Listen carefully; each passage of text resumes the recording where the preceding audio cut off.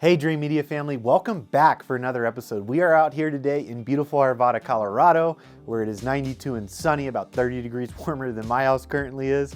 I know we're inside. We are out here at our friend Mike's Theater. This is a fully DIY theater that we broke down really in depth with the homeowner himself, with Zach here a couple months ago on the main channel. He's awesome. Today I had to come out here and help him with a projector. Essentially, he was pushing a software update and his Wi-Fi went out at the same time, crashed it, left the projector in a weird state where it had no software, and that gets really complicated, even if you are tech advanced. So essentially at that point, you know, you're finding the old software files, you're wiping a flash drive, getting it to FAT32, uploading the content, pushing it manually through the USB technician port on the projector, and then just getting the software back and updated. But while we are here, I wanted to start our kind of a series focused towards specifically DIYers, maybe homeowners that need to fix like one thing, maybe there's an odd and end, maybe they kick something in the room, or technicians, maybe trying to explain why we do what we do and why we recommend what we do to our customers. So today we're going to be focusing on banana plugs, speaker terminations, specifically on the back of our amplifiers, AVRs, however your configuration is, and why we use them. We're going to dive into all the different types after this intro.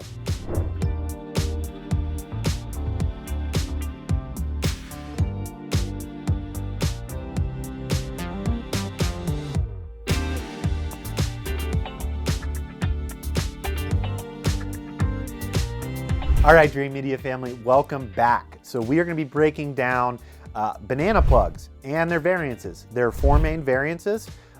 Really now there are only 3 main variances. The 4th variance has slowly been phased out over probably the last 5 years to the point where I'm having trouble sourcing them, but I still have some in inventory.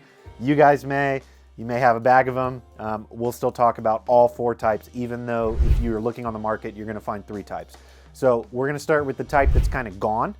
That's going to be our compression fitting. So if you've ever terminated an RCA, a subwoofer, a coax cable, something with a crimp, right?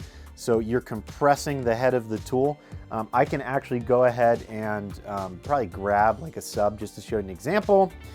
Today, we don't have that type here because they're not common. I used to love them. They're very expensive, very easy to mess up. Essentially, you strip the head of the wire, you stuff them in, and just like you'd compress any RCA style compression, you compress them, it grabs it, never lets the wire go. At that point, you're snipping the wire if you don't want it on that banana plug. So those have pretty much been phased out because all the other options are reusable. Maybe not quite as secure, since it is absolutely permanent and you'll break the wire before you get that compression fitting off, but those are pretty much gone. Our other 3 types, the other type I don't have here today, but are very common and extremely simple, are twist ones. So essentially, you'll untwist it, you'll stuff the wire in, and then as you twist it, it pinches a plate, right, and compresses the wire, and that's what holds it in place. Then we have our screw compression fittings, which is going to be you strip the wires normal, you slide it in, and then it's a little Phillips or a flathead, depending on the manufacturer, to tighten that up. If you just bring a flathead, you can still tighten those little Phillips, so don't worry about that. And then our last type, my favorite, I've been converted, SpeakerSnap clip-ons. If you're familiar with Wago electric terminations, which are getting really popular, they are incredible for low voltage, guys. Any type of 3-way wiring, any type of junctions in the wall, Wagos are the way. That same Wago snap technology has now moved over to banana plugs and is changing the game. It's more affordable, it's so much quicker to install, and they're extremely reliable. So today we are going to be using just some WirePath 14.2 stock from the back of my van. WirePath is my go-to oxygen-free speaker wire that I recommend specifically for distributed audio or home theaters. 14 gauge is going to be smaller runs, right? So if my computer rack was right here behind the screen, 14 gauge would be more than enough for the speakers in this room, but typically we do recommend 12 gauge because then you're not worried about impedance, you're not worried about distance of run as much. Anyway, let's dive into this. I'm gonna go ahead and reset my camera and we're gonna show you guys how to get this done.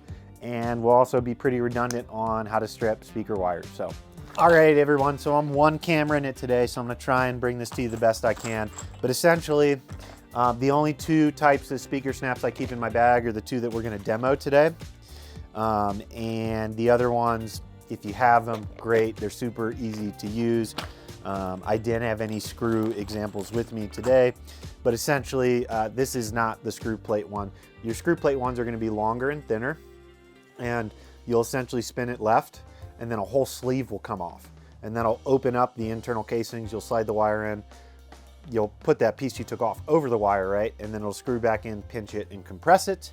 Again, the actual compression ones that need a compression tool are gone pretty much from the market. And then here we have a screw compression one. And right here we have our SpeakerSnap, which is that same Wago technology I'm talking about, the snap and lock technology that I love. If it's safe enough for electrical, it's safe enough for low voltage, guys. And then again, we've just got some 14 2-gauge wire path, oxygen-free speaker wire. So you guys will probably know when I do close-ups. Let's just go ahead and give you the close-ups right now. So these are Connect 1s, 12-gauge banana plugs. And these are SpeakerSnaps, 100-piece count, which if you're a homeowner or DIYer, you don't need this many. Okay, so these plug into speakers, receivers, and wall plates. Typically, plugging them into speakers, not the most common unless you have a really deep wall. It could be done, especially if you have towers. If you have towers, like bookshelf, standing speakers in the room, I pretty much am always using banana plugs. And that's why I'm gonna show off multiple options today, guys, because while these are my favorite, this red one, sticking out of the back of your speaker isn't the prettiest, specifically just because of the yellow tab. I mean, you can go ahead and order a bunch of pairs and then just use the black ones if you can keep your positive and negative correct, but you're still gonna have that yellow tab, whereas these look really clean. I like these for my hi-fi setups.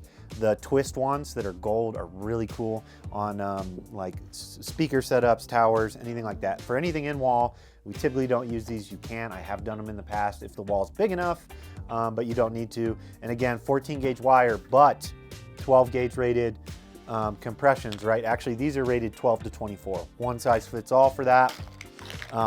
These will actually fit 10-gauge depending on what type of 10-gauge you have, right? If you've got a direct burial outdoor 10-gauge, it's not gonna fit these. You're gonna end up cutting copper. Then I would move to something like this and actually order a dedicated 10-gauge. But anything from 24-gauge up to 12-gauge, this is your man.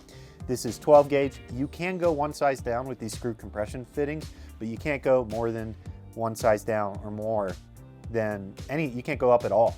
You can't go up at all. So if I take a 12-gauge, like a 10-gauge and try and stuff it in there, it's gonna get stuck, right? And then what I see technicians doing in the field is whipping out their wire snips, stripping the 10-gauge down so it fits into the 12-gauge hole. And now we've defeated the purpose of paying for 12-gauge wire, 10-gauge wire, right? So I do have, cool, got my strips here. So we're gonna go ahead and dive into this. Anytime I'm doing a connection like this, it kind of depends on the AVR or the speakers, right? Sometimes your speaker blocks are really far away. I like going about that far back, about the length of my ring finger, especially when cable isn't an issue. And I see a lot of people, if you cut through this and you can see the copper through the red and black conduit on the inside, snip it off and restart, which is why I always recommend you leave a couple feet in case you're nicking your termination. You can always stuff them back into the wall, have some type of wire management box, something. I've even seen people use the multi-shelf, multi-U shelves in their racks, stuff the wire in the back and essentially have all their slack there. So then it looks like, even though it's not cut perfectly to length, you know, if they need to, they can dump the wire out, pull the rack out. Anyway, leave more wire. Leave more wire. So anyway, we now have two of these guys ready to go. Okay, so you strip those out. And this is what it's gonna look like going in the back of my speaker, going to the back of my AVR. So why do we use banana plugs? I'm sorry guys, I just want to break every part of this down for you guys so you don't have to go and try and jump around videos while I'm going through. Why do we use them? So, couple reasons. Let's start with the easiest, and that's going to be oxidization or corrosion of our wire. So this is really nice oxygen-free copper, but copper isn't a great material to leave exposed. It gets oxidized still. Check out the Statue of Liberty. it wasn't always green, right? So we want to avoid that. Corrosion of the cable is going to lead to inefficiency in its ability to pass signal, to the point where it can degrade your signal fairly well. I mean, I often get called out to outdoor speakers. Hey, my outdoor speakers aren't working, yada yada, and I jump back up there and the speakers are fine. But the AV installer originally pulled indoor wire to an outdoor speaker location and it got corroded by the elements, right? That's why I love when you're looking for outdoor speakers, especially the PA style that goes on wall, that they come with covers to seal this up. They'll come with a little rubber cover that goes over your terminals and seals it up. Oxidization number one. The other reason is solely just the connection point with our AVR, amplifiers, whatever you're using, right? That connection point, and we'll jump back there and I'll show you this on an AVR here in this theater, as well as how hard it is to do this without speaker plugs versus with them, or banana plugs versus with them. So everything else is going to be about the termination on the back, right? Number one, probably the least important, but awesome for you, awesome for when you're paying me labor. These are extremely fast. I'll go over this again in detail. That's it. It's wired to my AVR. That was really quick. If you guys know, you have a computer rack, maybe your AVR is tucked into some sort of media cabinet like this behind me, and you're reaching behind it, and you're trying to line this up, you're gonna mess up. And there's a couple ways you're gonna mess up. We're gonna use this jank wire to show you. So always twist this up too. You guys probably see me doing that. After I strip, I twist it, right? I'm just giving it its integrity because it's stranded in a line. Twist the copper up there and it makes that a much more sturdy point to connect to. So when you're going to plug this into the back of an AVR, you're unscrewing a terminal and then you're either coming in from the side, the bottom, one of the four directions, however it lets you in. You push it up there, you're kind of blind, especially if you're not right up behind the AVR with a ton of room, and then you screw it back in. When you screw it back in, you can push the wire out, right? So if I push it in the bottom, up, and I'm twisting right, I'm actually pushing against this. So as it's tightening, there's a chance it's gonna back out. And now I'm only gripping the tip of the copper and I've got copper showing or something. That's one of the reasons, probably least important, your room will still function. What you can have is you're fighting that hole back there and then your wire frays, right? It's gonna fray up like this. When it frays like this, you may land a good bit of it in the speaker terminal, enough to get the speaker to work. Sure, you've added resistance because you've lost a lot of copper, but what the real problem is this side that's not connected. That can land somewhere on the back of the AVR and cause two problems that haunt a lot of people. We talked about shorts earlier. It'll short it out. If this somehow reaches across the aisle and grabs, since this is red and positive, if it grabs a black negative, touches even the plate around the terminal for the negative, it'll short it. You'll think the speaker's bad. The other thing that'll happen is I can have a couple of these coming off and touching somewhere on the receiver just right that it creates a nasty ground loop.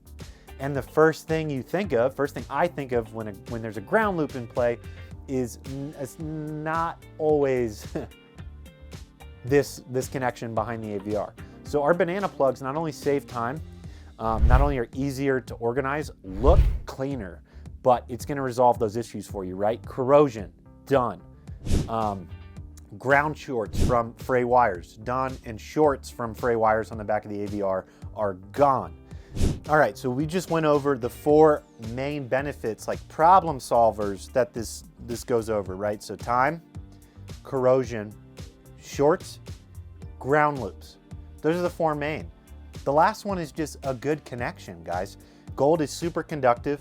Every type of banana plug I use is gold plated, and I'd highly recommend that you get gold plated ones. Gold is extremely conductive. Not only are we ensuring a good connection, but we're ensuring that none of the copper is lost, right? Because if you start with the 12 gauge wire and you end up missing a bunch from either bad stripping or what we're talking about today, bad connection points, you're going to increase the resistance on the line, cause problems, and especially if it's a long run, the speaker is really gonna fall. The longer the run, the more copper missing from your line, the worse it gets. If you have speaker runs and you're not curious which speaker wire to grab, reach out, hit me up. We'll chat through it, chat about distances, chat about type of speakers, type of amps, and what gauge would be proper for your build.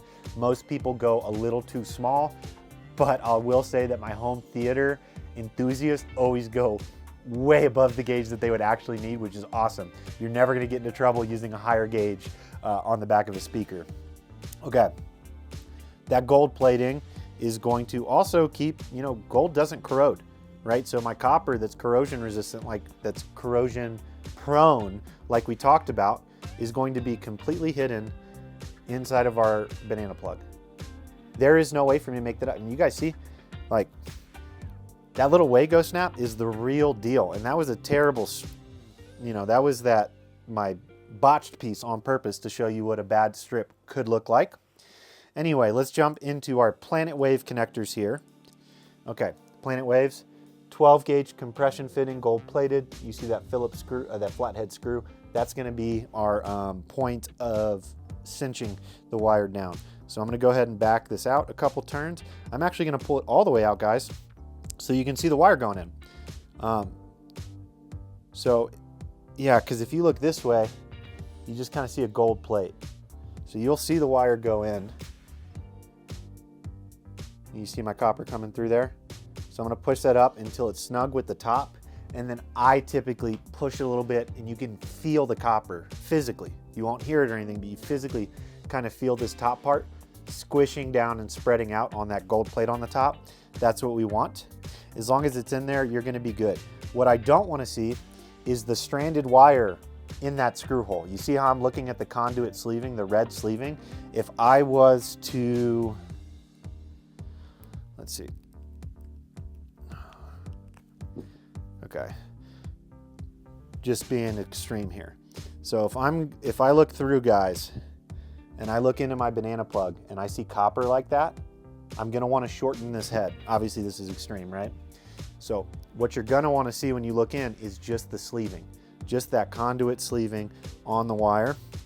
I'll use the red one so it's visible because the black one's invisible.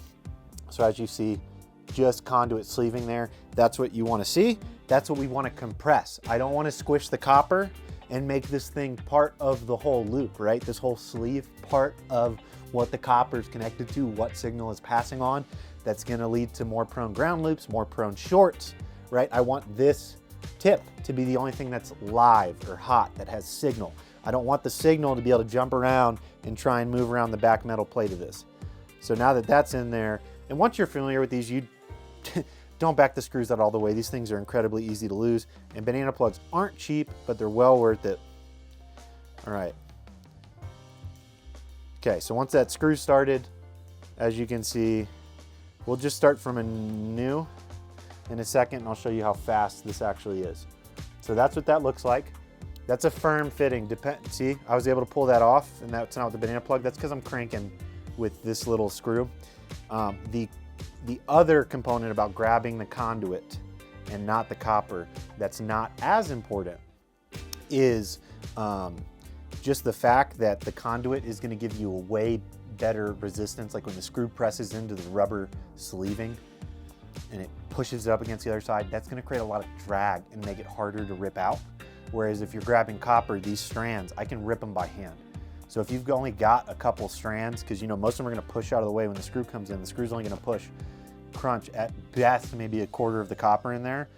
And then all of a sudden, that's a really easy connection to break. So we're going to actually cinch this in this time. And then I'm going to show you with one that I did not pull the screw out of, how quick these are. Okay, and the reason why I've been stepping away from these is because they aren't as tug resistant as the SpeakerSnaps, which blows my mind. Tug resistant, really good on the compression ones. The screw-on ones are really good against tug compression as well. Okay, so I've got my terminated speaker wire. I'm gonna take this, and as you can see, the speaker wire is halfway through. And the other part about this, guys, I'm gonna pull on this, they're gonna keep coming out. This is 12 gauge compression, 14 gauge wire. I said you can get away on some of the brands by going one down. You can't go up. These are very specific. They do not like grabbing thicker wire because you gotta imagine the screw is measured to not crush the copper as well. We don't want to sever the connection from our screw going too much. So do not follow me here in using 14 gauge wire in the 12 gauge snap. So you guys saw how quick that was, and I was talking the whole time, right? So I'm gonna pull these right back off. Again, smaller wire. You put these on a 12 gauge, they're gonna grab perfectly and really secure. So that's that one. And now I'm gonna show the SpeakerSnap. In all honesty, this is the second fastest compression on the market. This is the fastest banana plug on the market. All right, so I got my two. I'm gonna take this. We already know it's good. And you guys can actually see now where that, that white, the discoloration on this is where this is pinching from the side. So I've got the flap up, I slide it in. I like twisting them just to make sure I'm all the way to the front here, landing them flat, snapping, done. And these aren't gonna come off because these are rated for 14 gauge. That's it. So not the cleanest, by far the easiest. They're plastic. I don't have to worry about metal on metal anywhere. They're plastic. The only part sticking out that's alive is the gold plate. So essentially using these kind of gets rid of that issue I was talking about where we can essentially compress the copper and turn the whole banana plug live. That's really not possible with these. Very snug. So, okay. So banana plugs. They're a little more expensive. They're gonna save time. They're gonna save your thumbs. Usually you're looking at what? Probably minimum, let's just say 5.1, real small setup, 10 terminals. They're gonna be terminal, terminal, terminal, terminal, terminal. You're gonna be reaching around the, you're gonna be getting in the way. Your hand's gonna be pulling the wire out while you're trying to set it. It's a pain. If you've ever done it, especially in a tight space, you understand what I'm talking about. Corrosion. They're gonna keep the copper from corroding and losing quality, losing ability to pass signal, and it's really bad for that to be at the point of contact with the power source, right? Because what are you gonna do? Well, when you do find that happening, right, you just snip and redo, but eventually you're gonna run on a slack. So that's why I like these. One and done, and the, so corrosion, then we've got our shorts, right? You can have the wire fray, reach across the aisle, grab the other side, whether positive or negative, cause a short. You can also have a ground loop from copper escaping and just touching the back of the AVR in a really weird way, even slightly could cause a ground loop. And those are really hard to deal with, more so traced down. Like if you don't run into a ground loop until something's done, they can be hard to break down. If you run into a ground loop and you can't figure it out, you can always reach out. There are products like ground hum eliminators that are great, and I use them all the time in longer runs. Like something I've been doing a lot is, let's say you had a bunch of coax run through your house because it's a little older and it's up in your fireplace and you've ditched the cable box, or you have the cable box line, now you've just got an extra coax. Well, you can use that to run a sub, but over coax on a long run like that, you're gonna get a ground hum loop. That's a great example of when I'll use a ground hum eliminator. If it's something like speaker wire, just a speaker from amp, check your speaker wire there. And yeah, guys, again, I love these two options specifically because they are removable, reusable. I'm always changing out the wire. Like recently, I switched I went up from 12 gauge to 10 gauge to all the speakers in my theater, and I didn't have to buy any more banana plugs because these guys are not cheap, right? I just went, boop. Well, actually, I didn't even take them off.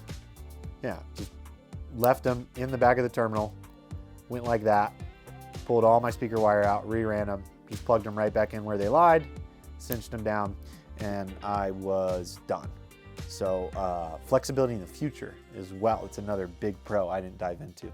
So anyway, without further ado, I'm gonna take some of these banana plugs without speaker wire attached. We're gonna go check out this AV10, Marantz AV10 in this really clean computer rack Mike put together. And we're just gonna show you a bit of a time difference. So I am gonna go ahead and take a strand here with me to show you guys how long it takes to do it traditionally. And then we're gonna jump into our different options. All right, guys, welcome back. So we jumped out into this sweet lobby, pulled the rack out, and I've got a super quick correction to make. I just said AV10, it's a Marantz Cinema 40. That's my bad. I'm gonna flip you guys around real quick. We're gonna scan the rack since we're here anyway, and I love this stuff. And then we're gonna jump around back and go ahead and show. You know Mike's the man if you've seen the main video, so he's rocking all speaker snaps here, so I didn't even need to bring any, I totally forgot. Anyway, all right guys, check out this masterpiece of a DIY rack. Dream Media branded faceplate for any of our Dream Media Plus or home theater customers, smart home customers. We love having those. We've got an old Panasonic Ultra HD player here, which is sweet. What you're looking at right now is actually the processing brain for our animated movie poster, which I'll break down in another video. We've just got a couple vent plates, filling space in, Wattbox 2000 UPS.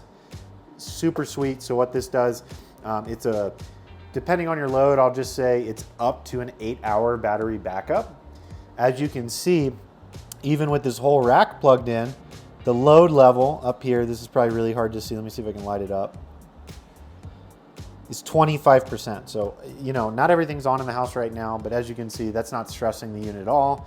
When power goes out, he doesn't have any of his amps shutting off hard, nothing shutting off hard, and it actually keeps his Wi-Fi up as well, which we have an Arachnus Wi-Fi network here, my go-to brand for automation and smart homes. So this is a Wattbox faceplate, and what this is essentially doing is reading the power coming into the system. We're reading our voltage, our current, we're making sure everything is protected, safe, and grounded. And this is just our GUI display of kind of what's happening inside of some of the Wattbox infrastructure. Panamax, this is just a surge protector for stuff that's not on the Wattbox system or doesn't need to be. Specifically things like this AC Infinity fan. And I love these guys. These AC Infinity fans are sweet. We also offer Cool Components. Both are great brands and both have great options. So you can see here, we have an alarm set for 90 degrees. So if his Marantz Cinema 40 hits 90 degrees, this thing's gonna start beeping really loud and let the homeowner know. Right now we've got it on auto. We've got it set for 75. And as you can see, even though the theater's running, this is holding that AVR at 75. So typically, above an amp, you want at least 2 uses of space, which theoretically we have, right? We have a blank plate here. The fan is going to help. So essentially the fan Michael has here is a bottom draw. So it's drawing air, you know, air is gonna be, it's gonna be adding to the fans in the unit. So air's coming in on both sides here. You can see that's the Cinema faceplate with the opening for the fans. Really cool stuff. Don't block this stuff up ever. And then, so air's being drawn through here, pulled in, and actually spit out through the front. There's air coming out pretty hard through the front here. And we've got a couple of these in the rack. Some of them are hidden doing rear exhaust. And that is paired with the door system, which you probably can't see. We have an AC Infinity intake and outtake on top and bottom there just to keep the whole rack cool. And again, let's dive back in. Marantz Cinema 40 doing our processing. And then we've got 3 sets of amplifiers. We've got 2-channel 7025 Marantz, another Marantz 7025 2-channel, and a 7-channel MM8077. So we're using a processor and off-board amplification here to get even better signal through.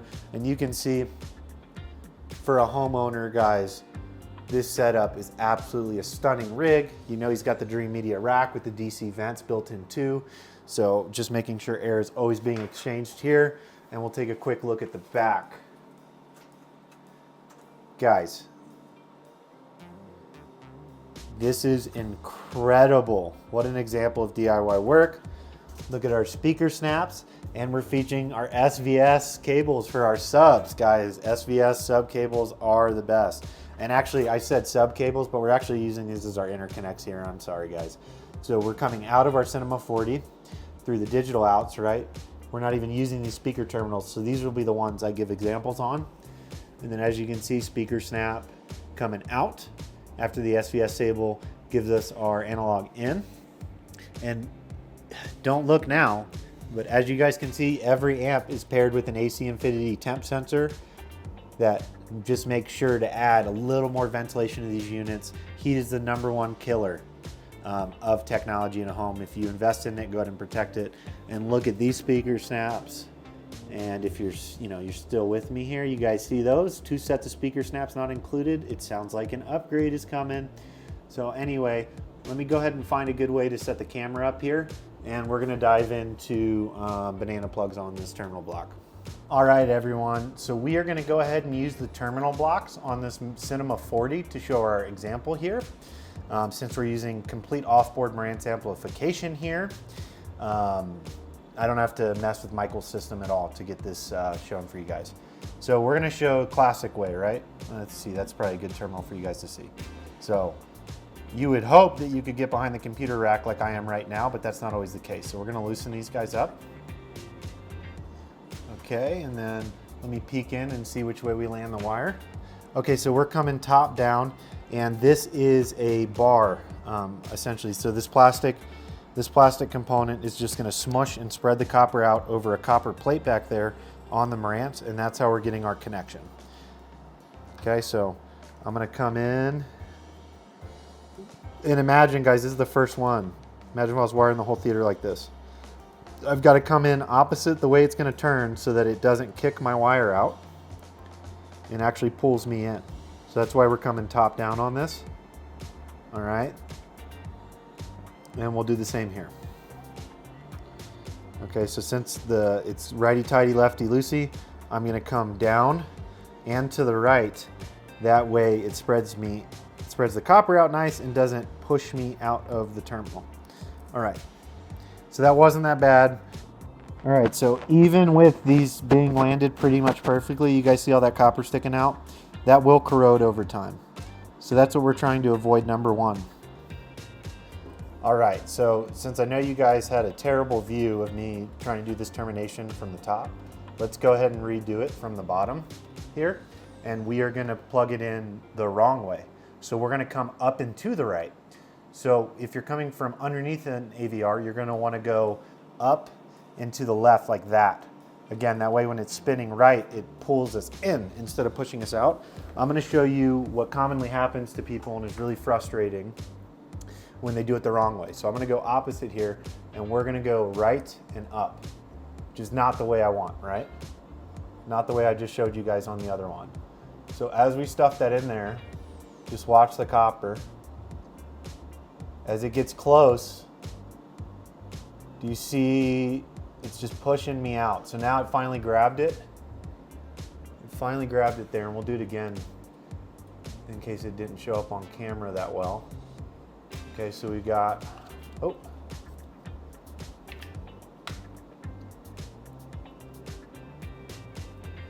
Okay, so we've got our stranded wire coming in up and to the right the way I don't want to do this. And I'm going to tighten, I'm going to let go. And this may be hard to tell, but do you guys see the copper inching out? Yep, I just saw it. Hopefully that, yep. There we go, finally. I was scared that wouldn't be easy to show. Look how much that pushed out. We pushed out half of our copper connection on the black one that I was holding, and on the red one that I wasn't holding, we lost almost all of it to the point where I can probably yank it out. Now let's go ahead and show what this process is like with our banana plugs. All right, so we're gonna pretend that there's wire on our banana plugs. Probably the most important thing, especially if you're switching your unit over to banana plugs, is go ahead and make sure all these terminals are tightly snug and seated. So the couple that I just unscrewed with you guys, I'm gonna plug back in because essentially, if you could see, there's a metal pin in there. I'll show you in a second. Here, let's get a look of it. Do you see that metal pin in there? So if I leave this terminal loose, this plastic constantly moves back. That gold landing in there is not going to, the bronze colored landing is not going to move with me. So it's actually going to inhibit me getting a banana plug in. So just make sure these are all snug. So if they come from the factory, I always check them to see if they're snug, but they will be. And let's just say, you know, you watched the first half of this video, you saw me wire these up. Let's pretend there's speaker wire attached to these. I'm gonna plug in. All right, now we're gonna go with our speaker snaps, my favorites. And that was how easy that was. I was able to reach behind, and I'm pretty familiar with these AVRs to the point where I know the orientation, right? Right, left, center, surround right, surround left, surround back right and left, height right and left, and then height 2 right and left. For the Cinema 40 specifically, the Marantzes have this exact same layout, so for me, even if I can't get behind an AVR, I can feel over here. If I know where my wire is, I know what terminal block I'm on. It's always positive before negative, and that's pretty easy to do.